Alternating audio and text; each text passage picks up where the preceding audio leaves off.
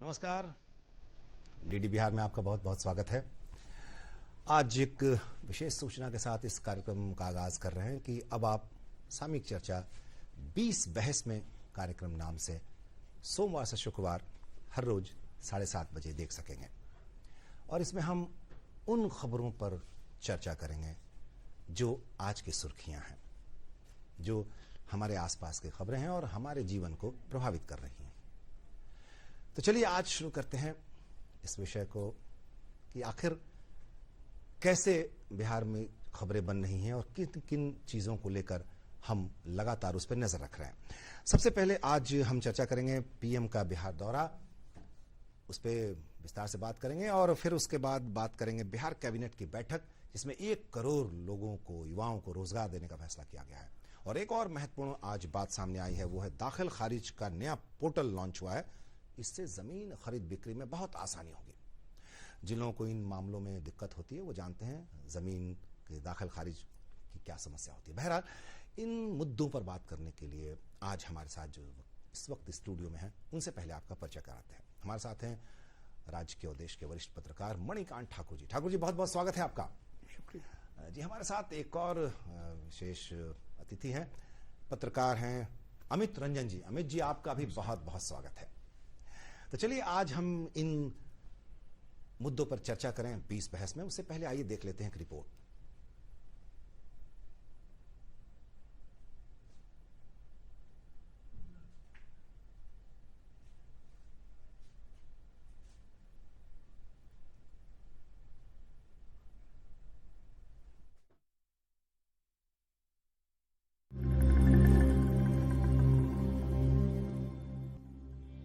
प्रधानमंत्री नरेंद्र मोदी 18 जुलाई को मोतिहारी आ रहे हैं। इस दौरान वो गांधी मैदान में एक जनसभा को संबोधित करेंगे। इसके साथ ही बिहार को कई बड़ी सौगातें भी देंगे।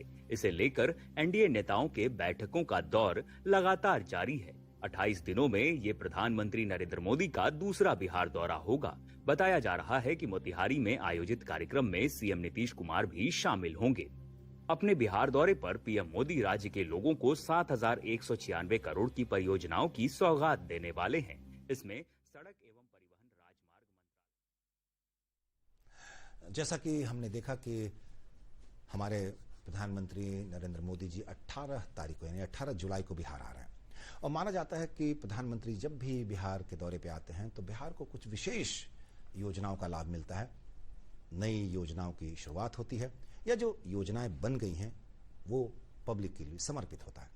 तो इस बार नरेंद्र मोदी जी जो आ रहे हैं लगभग 7,000 करोड़ रुपए की योजनाओं का शिलान्यास करेंगे या फिर उसका उद्घाटन करेंगे। इसमें बहुत बड़ी जो भागीदारी होगी इन योजनाओं की, उसकी रेलवे की, परिवहन की होगी। और कौन कौन से किन किन योजनाओं को लेकर आ रहे हैं इसमें विस्तार से हम चर्चा करें हैं और इसके लिए हम मणिकांत ठाकुर जी से मुखातिब होते हैं। मणिकांत जी, कहते हैं कि भाई नरेंद्र मोदी जी आते हैं तो बिहार पे इतनी उनकी मेहरबानी होती है, बिहार के लोगों के लिए वो इतना कुछ सोचते हैं, करते हैं। वो इस बार भी दिख रहा है। 2 नई ट्रेन मिलेगी, अमृत भारत ट्रेन मिलेगी। ये दरभंगा और लखनऊ के बीच शुरू होगी और ये पटना नई दिल्ली के बीच एक और ट्रेन शुरू होगी। यानी ये पूरी तरह से स्लीपर गाड़ी होगी और नॉन एसी होगी, यानी एसी इसमें नहीं है, किराया काफी कम होगा। तो इस तरह की नई सुविधा मिल रही है। एक और वंदे भारत ट्रेन के मेंटेनेंस के लिए पाटलिपुत्र मेंटेनेंस केंद्र बनाया जा रहा है। वो लगभग 800 करोड़ की वो योजना है। इस तरह की बहुत सारी योजनाओं की, सड़कों का और भी कई कार्यक्रमों को लेकर नरेंद्र मोदी जी आ रहे हैं। क्या लग रहा है आपको, किस दृष्टिकोण से देख रहे हैं? क्या बिहार जो की विकास जो है वो गति बढ़ी है, इन योजनाओं से और कितनी तेजी मिलेगी और कैसे बिहार का स्वरूप बदल रहा है केंद्र की इन योजनाओं से? जाहिर है कि बिहार का सौभाग्य है और सौभाग्य इसलिए है कि बिहार में चुनाव है और चुनाव जब आए तो उस समय में आम लोगों के लिए, वहाँ की किसी राज्य की जनता के लिए अगर विधानसभा का चुनाव है तो उसमें वहाँ की जनता के लिए केंद्रीय योजनाओं की भी इस तरह से घोषणाएं होती हैं जिसमें लगता है कि बहुत अरसे से, बहुत लंबे समय से इसकी मांग हो रही थी, इसकी जरूरत भी थी। तो इस लिहाज से इस बार जो प्रधानमंत्री आ रहे हैं तो जैसा कि आपने बताया कि इतने बड़े पैमाने पर नई नई योजनाओं को दे के जाएंगे। तो जाहिर है कि और ये जो 2-3 खास बातें हैं रेलवे परियोजनाओं के संदर्भ में, ये बहुत ज़रूरी था। वंदे भारत ट्रेन का मेंटेनेंस अगर यहाँ हो जाता है तो इस ट्रेन के परिचालन में बहुत सुविधा मिलेगी। ये अगर कहीं अन्यत्र हो तो जाहिर है कि उससे दिक्कतें पैदा होती हैं या और ट्रेन नहीं बढ़ सकती है। कि ये बहुत अच्छी बात है। और इसी सिलसिले में पाटलिपुत्र जो स्टेशन है पटना का, और वहाँ पर ये व्यवस्था होने जा रही है, वॉशिंग पिट बनेगा या इस तरह मेंटेनेंस के लिए एक बड़ा वहाँ एक ऐसा उद्योग वहाँ हो रहा है जिसमें आगे भी उसको विकसित करने की गुंजाइश होगी। तो ये बहुत ज़रूरी था और ये अच्छी बात है अमृत भारत ट्रेन मिले। और ये ट्रेन की यह खासियत हो कि कहीं वो एसी कोच नहीं है, सारे स्लीपर कोच हैं और उसमें अत्यंत साधारण व्यक्ति भी कम पैसे में भी लंबी दूरी की यात्रा कर सकेंगे। ये बहुत बड़ी बात है और जल्दी कर सकेंगे। इन ट्रेनों की स्पीड बहुत अच्छी होगी। तो एक जो महत्वपूर्ण बात मुझे लगती है मणिकांत जी, वो है कि केंद्र सरकार की, विशेषकर प्रधानमंत्री नरेंद्र मोदी जी की पूरी कोशिश रहती है कि यातायात सुविधा, परिवहन की सुविधा अच्छी हो, ट्रेन की सुविधा अच्छी हो, सड़कों की सुविधा अच्छी हो। क्या इसका विकास से किस तरह से इसका रिश्ता आप देखते हैं सड़कों का? बिल्कुल सीधा रिश्ता है। देखिए कि ये इंफ्रास्ट्रक्चर का आधारभूत संरचना का विकास जो है, ये विकास की बुनियाद है। और अगर आधारभूत संरचना आपका दुरुस्त नहीं है तो जाहिर है कि आपको विकास की योजनाओं को लागू करने में, जमीन पर उतारने में मुश्किलें पेश आएंगी।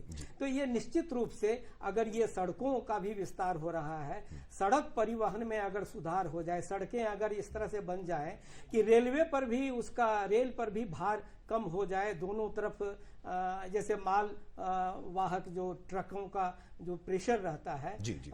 वो रेल सेवा के विस्तार में वो प्रेशर घटता है। और अगर ये सड़कों का परिवहन व्यवस्था वो अगर दुरुस्त हो तो उससे जाहिर तौर पर ये दूर दूर तक सुदूर इलाके में, राज्य के सुदूर इलाके में आप तमाम ज़रूरी चीज़ें पहुंचा सकते हैं और इसका निश्चित रूप से लाभ होता है। तो आपने जैसा कहा कि ये निश्चित रूप से यह आधारभूत संरचना में विकास के सिलसिले में भी इनका प्रधानमंत्री का ये दौरा जो है, इसमें इतनी सारी योजनाओं की वो घोषणा करने जा रहे हैं, बल्कि उसमें कुछ शिलान्यास तो कम है, किसी का उद्घाटन भी करने जा रहे हैं। तो जाहिर है कि इससे बिहार का बहुत ही भला होगा और उसमें विकास में एक गति आएगी। जी, जब प्रधानमंत्री नरेंद्र मोदी जी का बिहार दौरा होता है, लोगों की उम्मीदें बढ़ जाती है। तो चलिए बीच बहस में हमारी बातचीत जारी रहेगी और हम फिर तुरंत लौटते हैं अल्प विराम के बाद 2 नए मुद्दों के साथ। देखते रहिए डीडी बिहार।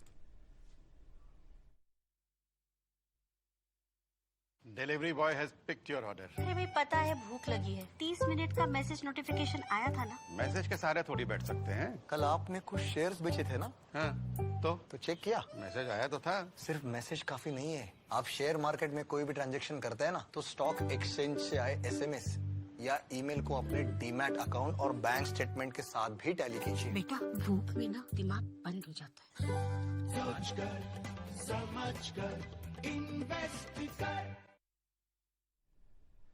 आज बिहार सरकार की कैबिनेट की बैठक संपन्न हुई। मंगलवार है, साप्ताहिक बैठक होती है। आज बैठक हुई है। देखते हैं इस रिपोर्ट में कि आखिर इस बैठक में क्या क्या महत्वपूर्ण बातें बिहार के लोगों के लिए है।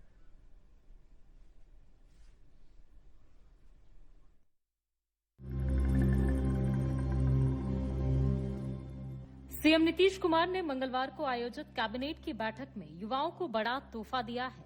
सीएम ने अगले 5 सालों में 1 करोड़ युवाओं को रोजगार और नौकरी देने के फैसले पर मुहर लगा दी है। इसके लिए एक उच्च स्तरीय समिति बनाई जाएगी, जिसकी अध्यक्षता विकास आयुक्त करेंगे। यह समिति देखेगी कि रोजगार बढ़ाने के लिए और क्या क्या किया जा सकता है और सरकार को सलाह भी देगी। 5 वर्ष 2025 से 30 तक राज्य सरकार बिहार राज्य में 1 करोड़ नौकरी एवं रोजगार सृजन करने का लक्ष्य निर्धारित किया गया। राज्य सरकार ने पटना मेट्रो रेल परियोजना अंतर्गत प्रायोरिटी कॉरिडोर के 2 वर्ष 8 महीने की अवधि के रखरखाव कार्य के लिए 189.37 करोड़ रुपए Delhi metro rail corporation limited को देने की भी स्वीकृति दी है। साथ ही बिहार वोटर लिस्ट वेरिफिकेशन में लगे बीएलओ सुपरवाइजर को सालाना मिलने वाले मानदेय के अलावा 6,000 रुपए देने के फैसले को भी मंजूरी मिली है। इसके अलावा गन्ना उद्योग विभाग की बिहार ईख सेवा भर्ती एवं सेवा शर्त नियमावली 2025 को भी स्वीकृति मिल गई है। राज्य सरकार ने कैबिनेट की बैठक में 30 एजेंडों पर मुहर लगाई है। पटना रेल परियोजना को तुरंत चालू करने के लिए प्रायोरिटी कॉरिडोर 2 वर्ष 8 महीने अर्थात अगस्त 2025 से मार्च 2028 तक की अवधि के लिए रख रखाव की सेवा 179 करोड़ 37 लाख रुपए नामांकन के आधार पर दिल्ली मेट्रो कॉर्पोरेशन को दिया गया है। राज्य सरकार के 1 करोड़ रोजगार देने के फैसले पर तेजस्वी यादव ने फिर से तीखी प्रतिक्रिया दी है। उन्होंने कहा कि सीएम को सामने आकर ये बात अपने मुंह से कहनी चाहिए कि वे 1 करोड़ रोजगार देने वाले हैं। मुख्यमंत्री बताएं कि 1 करोड़ नौकरियों के लिए पैसा कहां से आएगा। नीतीश कुमार जी के मुंह से आप सुने हैं ये बात, आकर के थोड़ा पब्लिक को भी तो मुंह से जाकर आकर के बताना ना चाहिए उनको। दूसरी तरफ एनडीए ने तेजस्वी यादव के बयान को चुनाव से पहले हार की आशंका से होने वाली हताशा करार दिया है। माननीय मुख्यमंत्री जी के कैबिनेट से 2025 से 30 के बीच में 1 करोड़ युवाओं को नौकरी और रोजगार का वादा किया गया और इसे कैबिनेट की मंजूरी भी मिल गई। लेकिन इस पर नेता प्रतिपक्ष जिस तरह की बयानबाजी कर रहे हैं, निश्चित रूप से वह उनकी हताशा, सामने खड़े हार की हताशा और राजनीतिक रूप से अपरिपक्व है, यह दर्शाता है। यही तो चमत्कार है, यही तो कमाल है, इसीलिए तो एनडीए सरकार है और तभी तो बिहार की महान जनता एनडीए सरकार को पसंद करती है। आप बता दें कि इससे पहले पिछले सप्ताह राज्य में कैबिनेट की बैठक का आयोजन किया गया था। इस बैठक में बिहार में युवा आयोग बनाने और सरकारी नौकरी में केवल राज्य की महिलाओं को 35% आरक्षण देने जैसे 43 बड़े फैसले नीतीश कुमार ने किए थे। समझा जा रहा है कि सीएम के इन फैसलों का दूरगामी परिणाम दिखेगा। अरविंद कुमार वर्मा के साथ ब्यूरो रिपोर्ट, दूरदर्शन समाचार, पटना। बिहार कैबिनेट की बैठक में आज वैसे तो 43 एजेंडों पर मुहर लगी, जिनमें एक जो सबसे महत्वपूर्ण मुद्दा है वो है 5 सालों में यानी 2025 से 30 तक 1 करोड़ युवाओं को रोजगार देने की बात हो रही है। इसकी सहमति बनी है। तो इससे कहीं आप इसे असहमत नहीं हो सकते कि इससे बहुत लोगों को लाभ मिलेगा, खासकर युवाओं के लिए जो अच्छे रोजगार की, अच्छे नौकरी की तलाश में है, उनको अवसर मिलेगा। अमित जी, आपके पास सीधे आना चाहते हैं। ये जो बिहार सरकार का कैबिनेट का फैसला है आज 1 करोड़ युवाओं को नौकरी देने का, ये निश्चित तौर पर बहुत ही बड़ी घोषणा है, बहुत ही बड़ा फैसला है। किस नजरिए से देख रहे हैं आप इसको? निश्चित तौर पर यह बहुत अच्छी पहल है। सरकार ने यह निर्णय लिया है कि अगले 5 वर्षों में 1 करोड़ युवाओं को सरकारी नौकरी और स्वरोजगार देगी। इससे बिहार के युवाओं को बहुत लाभ होगा और नौकरी के लिए उनको दूसरे प्रदेशों में जाने की ज़रूरत बहुत कम रह जाएगी। 1 करोड़ बड़ी संख्या होती है और जैसा कि आपने बताया कि इसका बहुत सकारात्मक असर होगा बिहार के युवाओं पर और सरकार इसके लिए गंभीर भी नज़र आ रही है। और पिछली कैबिनेट की बैठक में सरकार ने 35% जो बिहार की महिलाओं को आरक्षण मिलता है उसमें डोमिसाइल नीति लागू करने की स्वीकृति दे दी है। पहले ऐसी मांग उठती रही थी कि बिहार के युवाओं को का हिस्सा बाहर के युवाओं को न मिले। वो भी निर्णय रोजगार की दृष्टि से बहुत बेहतर था और इस बार जो हुआ है इसके लिए बाकायदा सरकार एक विकास आयुक्त की अध्यक्षता में एक उच्च स्तरीय समिति भी गठित कर रही है। लगभग 10 सदस्यीय समिति होगी जो सरकार को परामर्श देगी कि किन क्षेत्रों में रोजगार का सृजन किया जा सकता है, किन क्षेत्रों को आगे बढ़ाया जा सकता है, सरकार कहाँ मदद कर सकती है। क्योंकि बिहार एक लैंड लॉक्ड स्टेट है तो यहाँ सरकार को अलग अलग क्षेत्रों में, लॉजिस्टिक में, सेवा क्षेत्र में, इन पर फोकस करने की ज़रूरत होगी और ये समिति सरकार को उचित परामर्श देगी और समिति में विकास आयुक्त की अध्यक्षता में है, इसलिए उसके निर्णयों को आगे बढ़ाने में, पास करने में सरकारी स्तर पर भी कोई अड़चन नहीं आएगी और ये सकारात्मक पहल है और ये कोई हवाई घोषणा नहीं है। उच्च स्तरीय समिति गठित करना ये दिखाता है कि सरकार बहुत गंभीर है इस मुद्दे को लेकर के और इसका निश्चित तौर पर से अगर इसको बिहार विधानसभा चुनाव के परिप्रेक्ष्य में भी देखें तो उसमें भी सकारात्मक इसका लाभ मिलेगा। जी, बहुत ही सकारात्मक पहल है सरकार की। मणिकांत जी, आपके पास आना चाहते हैं। जो अमित जी भी कह रहे हैं कि अगर बिहार विधानसभा चुनाव के समय को ध्यान में रखकर भी इस घोषणा को देखें तब भी ये महत्वपूर्ण है। निश्चित तौर पर 1 साल में 20 लाख लोगों को रोजगार देने का वायदा हो रहा है। घोषणा हो रही है, उसको एजेंडे पर मुहर लग गई है, कैबिनेट का फैसला हो गया है। निश्चित तौर पर ये गंभीरता है सरकार की। क्या लगता है आपको, ये सही समय है? बिल्कुल सही समय है। और सबसे बड़ी बात है ध्रुव जी कि होता क्या था, इससे पहले क्या होता रहा था कि विभिन्न विभागों में जो रिक्तियां होती थी, वैकेंसीज, वो पड़ी रहती थी सालों साल, उसकी खोज खबर भी नहीं ली जाती थी। लेकिन अब सरकार ने, बल्कि अभी से नहीं, पिछले कुछ समय से ये दिखाया है कि उन रिक्तियों को निकाल के उनके बारे में पूरे तौर पर तहकीकात करके किस तरह से रोजगार उपलब्ध कराया जाए, इस सिलसिले में जो गंभीरता दिखी है, इससे लोगों में भी भरोसा जगा है। इसीलिए कि आपको याद होगा कि इतनी बड़ी तादाद में जो शिक्षकों की नियुक्ति हुई और वो नियुक्ति हो गई, ये संभव हुआ, जबकि पहले ऐसा माहौल लग रहा था कि ये नियुक्ति की बात तो होती है लेकिन वो जमीन पर वो उतरता नहीं है कि वो, तो इसीलिए मुझे लगता है कि ये इस पर भरोसा भी लोगों का जम रहा है। और निश्चित रूप से भले ही चुनाव हो नहीं हो उसके लिए नहीं सोचिए, बल्कि ये देखिए कि ये जो सिलसिला है बिहार में रोजगार का, इसका जिक्र या इसके उल्लेखनीय होने की बात राष्ट्रीय स्तर पर हुई है।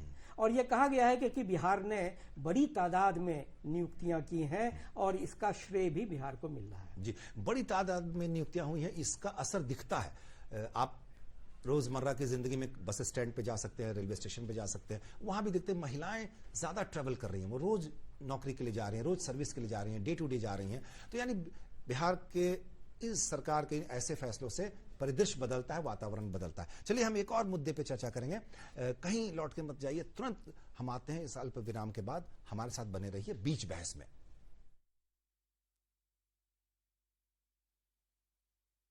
सर बेरी पुलाव ट्राई करो, मस्त है। कैसा है? अरे उसको काहे को घूरता है, टिप्स इग्नोर करने का, अपना दिमाग लगाकर ऑर्डर देने का। मार्केट का स्टॉक टिप्स बहुत लोग देता है, डेंजरस हो सकता है। कंपनी और रिस्क पूरा समझने का, फिर इन्वेस्ट करने का। समझ कर इन्वेस्ट कर। ब्रेक के बाद एक बार फिर से आपका स्वागत है बीच बहस में। हम चर्चा कर रहे हैं उन सुर्खियों पर जो आज की मुख्य खबरें हैं। अभी तक हमने जो चर्चा की प्रधानमंत्री के बिहार दौरे पर, फिर बिहार सरकार के कैबिनेट के फैसले पर, और अब हम बहुत ही एक और ऐतिहासिक फैसला बिहार सरकार ने किया है, वो है दाखिल खारिज को लेकर एक नया पोर्टल लॉन्च हुआ है। और ये बिहार में पहली बार माना जा रहा है, देश में पहली बार बिहार में हुआ है। इससे जमीन खरीद बिक्री में जो समस्याएं आती थी, जो दिक्कतें आती थी, वो दूर हो जाएंगे। मणिकांत जी, किस नजरिए से देख रहे हैं आप? एक नया, बिल्कुल नया पोर्टल लॉन्च हुआ है, इसके जरिए माना जा रहा है कि दाखिल खारिज करने के लिए अब किसी बिचौलिए की जरूरत नहीं है, आपको कहीं नहीं जाना है, पोर्टल पे जाइए, आप अपना सब डिटेल्स उसमें डालिए और आपका ऑटोमेटिक सब चेंज हो जाएगा। ये बिल्कुल क्रांतिकारी कदम दिख रहा है जैसा, जबकि बिहार में जमीन को लेकर ज्यादा दिक्कतें होती थी, खरीद बिक्री को लेकर सर्वे का भी काम चल रहा है। बहुत आप इन चीजों पे नजर रखते हैं, जरा क्या समझते हैं आप इसको लेकर? देखिए, निश्चित रूप से बिहार की जो सबसे बड़ी समस्याएं हैं उनमें से ये पहले नंबर पर है जी। ये जमीन का जो विवाद है, या जमीन संबंधी जो झगड़े हैं, वो इतने व्यापक स्तर पर हैं और इतने जटिल हैं, उलझे हुए हैं कि उनको सुलझाना सबसे बड़ा टास्क है। और सरकार अगर इस दिशा में आगे बढ़ रही है, और आज जिस तरह से एक पोर्टल लॉन्च किया गया है, अगर वो पोर्टल, मेरी एक ही शर्त है कि इस पोर्टल को सरकार इस तरह से चलाए, ऐसा नहीं कभी लोगों को मुश्किलें पेश आए कि सर्वर डाउन है या पोर्टल नहीं चल रहा है या कंप्यूटर या टेक्निकल कुछ फॉल्ट है, ऑनलाइन प्रॉब्लम है। अगर इन सबों को दूर करते हुए इस पोर्टल को सुचारू रूप से चलाया गया तो मैं समझता हूं कि इससे बहुत बड़ी परेशानियां खत्म होंगी लोगों की। दाखिल खारिज के सिलसिले में तो और भी, ये जो राजस्व विभाग है, इसमें जो अंचल स्तर पर जो कर्मचारी होते हैं, वो उस स्तर पर इतनी बड़ी तादाद में ये लंबित हैं दाखिल खारिज के आवेदन कि आप इसका अंदाजा नहीं लगा सकते हैं। उसमें अगर ये कमी आएगी तो समझते हैं कि एक उल्लेखनीय उपलब्धि इस सरकार की होगी। जी, अमित जी आपके पास आना चाहते हैं। अमित रंजन जी, माना जा रहा है कि ये जो पोर्टल है वो अभी पूरे राज्य में लागू नहीं होगा, 3 जिलों में इस पे ज्यादा काम होगा, फिर धीरे धीरे पूरे राज्य में लागू। क्या फायदे होंगे इस पोर्टल से, किस तरह से ये काम करेगा और कितनी राहत होगी इससे आम लोगों को, विस्तार से बताएं। लेकिन उससे पहले आइए, मुझे लगता है कि रिपोर्ट, चलिए अमित जी आप बताएं। देखिए, इससे निसंदेह बहुत लाभ होगा बिहार में। जैसा सर ने बताया कि अधिकतर मामले, देखिए अगर आप मुकदमों की संख्या भी देखें तो जमीनी विवाद के मामले बहुत अधिक हैं। उनका कारण कई बार वो खतियान में और उनके कागजात में विवाद, किसी ने किसी का हिस्सा बेच दिया, किसी ने किसी का हिस्सा बेच दिया। सरकार की ये पहल बहुत बड़ी पहल है। इसका इम्पैक्ट इतना बड़ा होगा कि वो आने वाले वर्षों में जब ये पूरे तरीके से पूरे बिहार में लागू हो जाएगा तो नजर आएगा। एक बिचौलियों की बहुत बड़ी जमात इससे अलग हो जाएगी। उसके अलावा अभी तक क्या होता है कि अगर आप जमीन का दाखिल खारिज कराते हैं या आपने जमीन किसी से बेच दिया, एक बड़ा प्लॉट है, तो उसका जो जमाबंदी का जो नक्शा है वो पंजी में ही सिर्फ बदलाव होता है, नक्शा में भी बदलाव नहीं होता है, वो वैसे ही यथावत रहता है। लेकिन इस पोर्टल के माध्यम से सरकार जो तकनीक का इस्तेमाल कर रही है उसमें तमाम झगड़े वैसे ही खत्म हो जाएंगे। पोर्टल पे अपडेट हो जाएगा। अगर एक संयुक्त जमीन का बड़ा टुकड़ा है, एक उसके हिस्सेदार ने उसका एक हिस्सा बेच दिया, तो वो जितना बेचा वो उस पोर्टल पे उसका सीमांकन होकर नक्शा अलग हो जाएगा, ताकि अब दूसरा कोई उसको खरीद नहीं सकता है। अच्छा, इसका एक दूसरा पहलू भी है। दूसरा पहलू यह है कि अभी सरकारी जमीन का हम लोग आए दिन मामला ये देखते रहते हैं कि सरकारी जमीन की बिक्री कर दी जाती है, उसको बेच दिया जाता है गैर कानूनी तरीके से। जी। इस पोर्टल के लागू होने के बाद जितनी भी खतियानी जमीन है या सरकार की जमीन है, सब एकदम स्पष्ट हो जाएगा। आप बेच ही नहीं सकते हैं। सरकार की जमीन को किसी तरीके से बिक्री की ही नहीं जा सकती है। सब कुछ अपडेट हो जाएगा। अभी तो 3 जिलों के 80 गांवों में जहां अंतिम रूप से अभिलेख प्रकाशित हो चुके हैं विशेष सर्वेक्षण के बाद, वहां इसको लागू किया जा रहा है। लेकिन निस्संदेह बहुत बड़ी पहल है और तकनीक के द्वारा ये एक क्रांतिकारी कदम है जो आने वाले वर्षों में जब बिहार की जनता को इसका बड़ा व्यापक लाभ मिलने वाला है। इस पोर्टल में और भी बहुत सारी चीज़ें धीरे धीरे ऐड ऑन होंगी। दाखिल खारिज करने के लिए अभी जो जैसा सर ने बताया कि बहुत सारे आवेदन लंबित हैं, वो सारी चीज़ें धीरे धीरे खत्म हो जाएंगी। ज़मीन के निबंधन कराने में एक बिचौलियों का एक बड़ा वर्ग सक्रिय रहता है, वो सारे खत्म हो जाएंगे, क्योंकि पारदर्शिता आ जाएगी। और ये बिहार के लिए हर कानून व्यवस्था के रूप में, या अगर कोई फैक्ट्री कंपनी लगाना चाहता है उसके लिए सरकार की ज़मीनें भी बचेंगी। सब दृष्टि से बहुत लाभप्रद है और ये सरकार की बहुत अच्छी पहल है। जी, अमित जी आप कहना चाह रहे हैं कि इससे जितनी दिक्कतें हो रही थी जमीन खरीद बिक्री को लेके, या फिर ट्रांसफर को लेके, या फिर जमीन आपने खरीद ली, बेचने वाले ने बेच दी, लेकिन वो रिकॉर्ड में नहीं आया, तो वो इस पोर्टल के जरिए सब ऑटोमेटिक हो जाएगा और बहुत सारी लड़ाई झगड़े जो हैं वो खत्म हो जाएंगे। वो जो समस्याएं आती थी दूसरे की जमीन बेच देने की, वो जो सरकारी जमीन को बेच देने की, यानी कि वो जो एक अराजकता थी वो खत्म हो जाएगी धीरे धीरे। अगर ये इतना बढ़िया है कि आप कह सकते हैं ऐतिहासिक क्रांतिकारी कदम है। मणिकांत जी आपके पास आना चाहेंगे। जमीन सर्वे को लेकर देखिए शुरू से अपने राज्य में ये दिक्कतें आती रही हैं कि आखिर ये इसको शॉर्ट आउट किए बिना आप प्रगति की राह पर तेजी से नहीं बढ़ सकते, क्योंकि ज्यादातर लड़ाई झगड़े या आपसी जो मुकदमे हैं वो जमीन को लेकर है।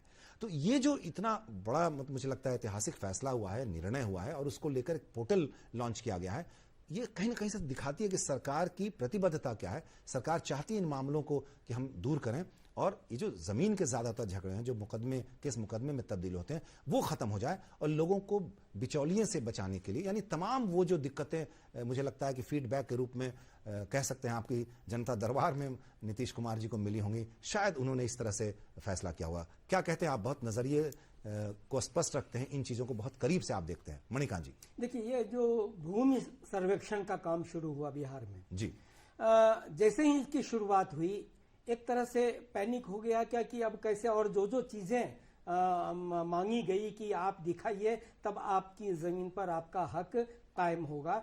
लेकिन जब जमीनी कठिनाइयां सामने आने लगी तो लगा कि यह संभव हो ही नहीं पाएगा और बड़े पैमाने पर इतने विवाद हुए, इतना लंबा सिलसिला चला, कई तरह से उसमें नियमावली में बदलाव की भी कोशिशें हुई, ये सारा कुछ होता गया। लेकिन आप जब इस पोर्टल के सिलसिले में अगर जो राजस्व खाता है बिहार का या ये भूमि का जो लेखा जोखा है इसको दुरुस्त करना, ये अभी मेरे ख्याल से अभी बहुत दूरी है, इसमें तय करनी पड़ेगी। इसलिए दूरी, ये 3 जिलों में शुरुआत हो, ठीक है, इसका असर भी दिखेगा।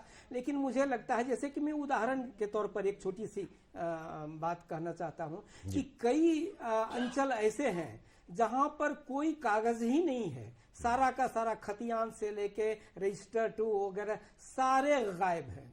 और ऐसे अगर ऐसी दिक्कतें पेश आई तो जाहिर तौर पर आपको जो इतना लगा कि लोग परेशान हो रहे हैं, सर्वेक्षण का काम क्यों नहीं आगे बढ़ रहा है, सरकार को भी एक तरह से रोकना पड़ा या आगे टालना पड़ा है सर्वेक्षण के काम को। तो जरूरी है कि डिजिटली अगर आप दुरुस्त कर लेते हैं, अपना रिकॉर्ड सही कर लेते हैं, उसको ऑनलाइन कर पाते हैं, जो चीजें गायब है, जैसे रिकॉर्ड रूम में जिलों में मिलता ही नहीं है, लोग आवेदन करते हैं, इसमें भ्रष्टाचार भी उसी तरह से बढ़ जाता है। तो ये भ्रष्टाचार को रोकने के सिलसिले में भी ये बेहद जरूरी है कि इस तरह से इसका डिजिटली इसमें समस्याओं का समाधान हो, और तब लोगों को बिचौलियों के, जैसा अमित ने कहा कि बिचौलियों के आश्रय नहीं रहना होगा और अपना काम खुद उस पर ऑनलाइन वो करवाने की स्थिति में होंगे। तो मुझे लगता है कि इसमें बहुत काम करना होगा सरकार को, और अभी ये दूर का लक्ष्य है जिसको मुस्तैदी के साथ पूरा करना ये ज्यादा जरूरी है। मुझे लगता है कि उस दिशा में एक बहुत अच्छा प्रयास है, अच्छा कदम है, जिसके रिजल्ट परिणाम बहुत निश्चित तौर पर अच्छे मिलेंगे। अमित जी, आपके पास लौटना चाहते हैं। आपको क्या लगता है कि जो भूमि या राजस्व सुधार विभाग है, ऐसे ऐतिहासिक फैसलों से उस विभाग को और इस तरह की समस्याओं को दूर करने में कितना लाभ होगा? बहुत लाभ होगा। जैसा अभी आपने बताया कि मुख्यमंत्री जब जनता दरबार लगाते हैं या कोई भी बड़ा अधिकारी जब जनता दरबार लगाता है तो उनके पास जो शिकायतें आती हैं उसमें बड़ी संख्या जमीन से जुड़े मामलों की होती हैं। जी, दाखिल खारिज के तो कई मामले होते हैं जो पेंडिंग पड़े हुए हैं, लंबे समय से नहीं है। जैसा सर ने बताया कि बहुत अंचलों में समस्या है, अभी काम करना बाकी है बहुत सारा, लेकिन ये पहल बहुत सकारात्मक है। जहां जितना संभव हो सके, जितना तेजी से, बड़ी संख्या में लोगों ने सर्वेक्षण में भाग भी लिया है और अपने कागजात जमा करके अपने ऑनलाइन सबको मुकम्मल। लेकिन ये प्रक्रिया है, लंबी प्रक्रिया है, चलती रहती है। जमीन लोग खरीदते जाते हैं, बेचते जाते हैं, तो नई जो खरीद बिक्री हो रही है जमीन की, उसमें ये इन प्रक्रियाओं का पालन किया जा रहा है। जहाँ तक मेरी जानकारी है उसमें इन प्रक्रियाओं का पालन किया जा रहा है। निबंधन कार्यालय में सारी चीज़ें ऑनलाइन हो रही हैं, वहाँ ऑनलाइन नंबर लगते हैं और पहले जैसा नहीं रह गया है, बहुत बदलाव हो गया है। तो इसका आगे असर दिखेगा, होगा, असर दिखेगा। और जहाँ तक खाता खेसरा और बहुत कागजात नहीं मिलने की बात है, तो वो बिहार के में कुछ हिस्सों में हो सकता है ऐसा, लेकिन बहुत बड़े हिस्सों में है लोगों के पास कागजात। और चलिए हम ऐसे देखते हैं कि अगर ऐसे मामले आते रहें तो लोग भी जागरूक होंगे। लोगों की जागरूकता बहुत जरूरी है। मुझे लगता है कि सरकार के इन ऐतिहासिक फैसलों को सही ढंग से अपनाने के लिए लोगों को भी आगे आना होगा। ऐसे सिर्फ कह देने से काम नहीं चलेगा। सरकारें आपके लिए काम कर रही हैं। आज जिन 3 मुद्दों पर हमने चर्चा की, जैसा कि देखा कि प्रधानमंत्री जी बिहार दौरे पर आ रहे हैं 18 तारीख को, और किन किन योजनाओं को लेकर, किस तरह से हमारे जीवन में सुधार के लिए, हमारे जीवन यापन को सही करने के लिए जिन योजनाओं को लेकर आ रहे हैं, वो दिख रहा है। दूसरी जो हमने चर्चा की आज के बिहार कैबिनेट के फैसले की, उसमें 1 करोड़ युवाओं को 5 साल में रोजगार देने की बात कही गई है। और तीसरा जो बहुत अहम इशू है, दाखिल खारिज का मामला, नया पोर्टल लॉन्च हुआ है, उस पर चर्चा की। तो इन चर्चाओं में शामिल होने के लिए मणिकांत जी आपका बहुत धन्यवाद करते हैं, और अमित जी आपका भी बहुत धन्यवाद करते हैं। आपने बहुत विशेष जानकारी दी, और अपने आप दर्शकों को ये बताना चाहते हैं कि आप जो लगातार ये कार्यक्रम देखते रहते हैं, बीच बहस अब आप नए फॉर्म में आज से देखेंगे। हम आज की सुर्खियों पर 4 महत्वपूर्ण सुर्खियां होंगी, उन पर चर्चा करेंगे अपने विशेषज्ञ के साथ। तो कल भी आप इस कार्यक्रम को 7:30 बजे देख सकते हैं। आपका इंतजार रहेगा। आज के लिए इतना ही। नमस्कार।